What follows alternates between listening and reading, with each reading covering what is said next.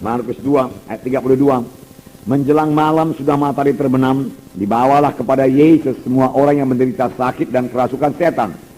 Maka berkerumunlah seluruh penduduk kota itu di depan pintu. Ia menyembuhkan banyak orang yang menderita bermacam-macam penyakit dan mengusir banyak setan.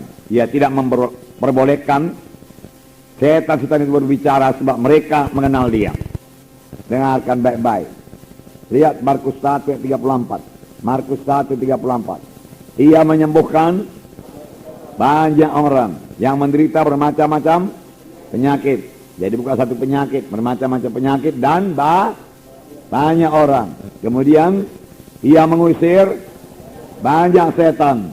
Ini harus jadi dalam pelayanan kita, amin.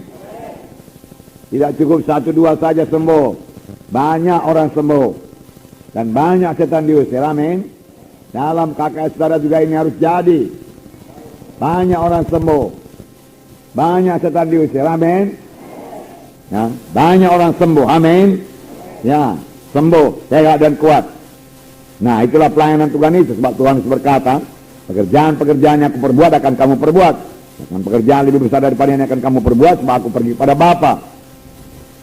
Sebab Tuhan murah hati, amin. Dan untuk itulah dia datang, untuk menyembuhkan, untuk mengusirkan setan. Ya, saudara percaya itu, saudaraku. Ya, jangan terus mundur, jangan terus merasa tidak enak kalau ada yang digotong ke KKS saudara.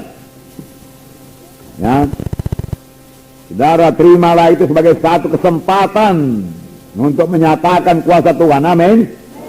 Ya, sebab bukan saudara yang menyembuhkan. Dalam hal itu saudara jangan memandang kepada kekuatan saudara, pandang kepada Tuhan yang pemurah, pandang kepada kuasa bilur Yesus, pandang kepada janji Tuhan. Kerjaan lebih besar akan aku perbuat. Itu yang kita pandang, itu yang kita pegang. Pandang kepada Markus 16. Mereka akan meletakkan tangan seorang sakit orang itu sembuh. Amin. Nah, lalu saudara punya iman meletakkan tangan dan mengusirkannya dalam nama Yesus. Dia Allah yang murah hati. Murah hati dalam memberikan berkat. Dalam Filipi 4 ayat 19 saya bacakan pada saudara. Filipi pasal 4 ayat 19. Allahku akan memenuhi segala keperluanmu menurut kekayaan dan kemuliaannya dalam Kristus Yesus. Amin. Segala apa? Segala keperluanmu. Segala, bukan sebagian keperluanmu. Segala keperluanmu, amin. Dia Tuhan yang baik, dia Tuhan yang murah hati. Kalau dia tidak menahankan anaknya yang tunggal, masakah dia menahankan lagi berkat-berkat lain daripada kita. Mari hidup benar di hadapan Tuhan. Mari tekun mengikut Tuhan, mari tekun berdoa, mari tinggalkan semua dosa, mari bersungguh-sungguh hati mengikut Tuhan, dan mari murah hati sama sebagaimana Tuhan yang kita sembah itu murah hati. Tuhan meminta anak-anaknya juga murah hati, amin. Dia murah hati dalam mengampuni, maka anak-anak Tuhan juga murah hati dalam mengampuni. Jangan sakit hati. Berapa kali saudaraku berdosa kepadaku, kuampuni Tuhan, cukup 7 kali. Tuhan Yesus berkata 70 kali 7 kali. Selalu mengampuni, selalu mengampuni. Selalu memberi, selalu memberi. Beri maka kepadamu akan diberi.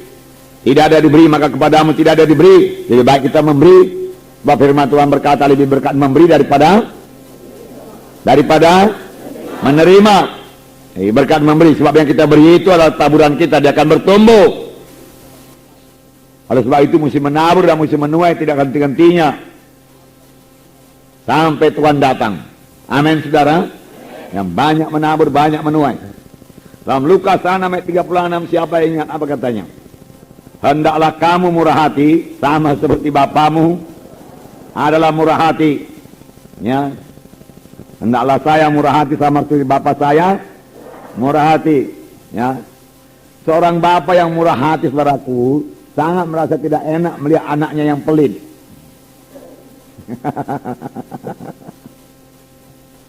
Nanti kalau saudara sudah jadi bapak, saudara akan tahu.